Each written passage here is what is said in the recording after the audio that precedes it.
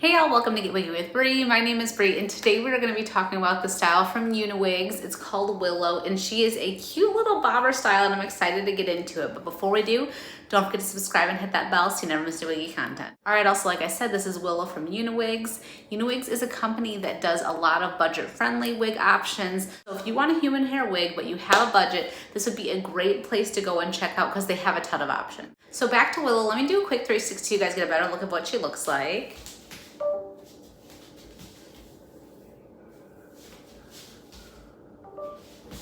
What do we think? First, let's talk color. So this color name is called Milk Chocolate and it's G-246. And she is like a really beautiful chocolate color. And you know what's funny is I've seen this style on other people and it pulls more brown on them. But to me, I think it pulls a little bit more red because of my skin tone. So let me get a little bit closer so you can see. She definitely is brown, but I just kind of get that like reddish tint. So while we're up here, let's take a look at this hairline here. So we do have a nice hairline that we can pull back off of the face, but you will notice that we do have these knots here.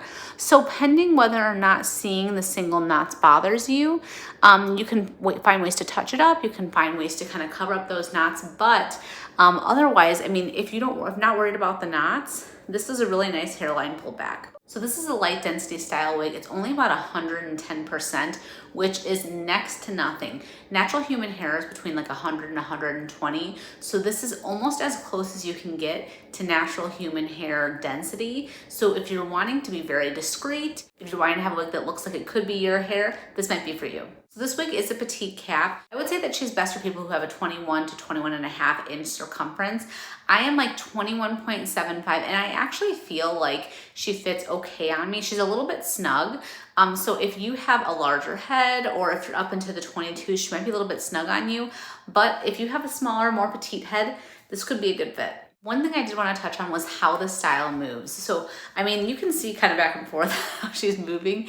But I mean, if you like kind of get her off the face, kind of flip her around, you can see just how nicely she moves. And it looks so natural. I mean, that's the benefit of human hair is that it's going to move just like human hair would.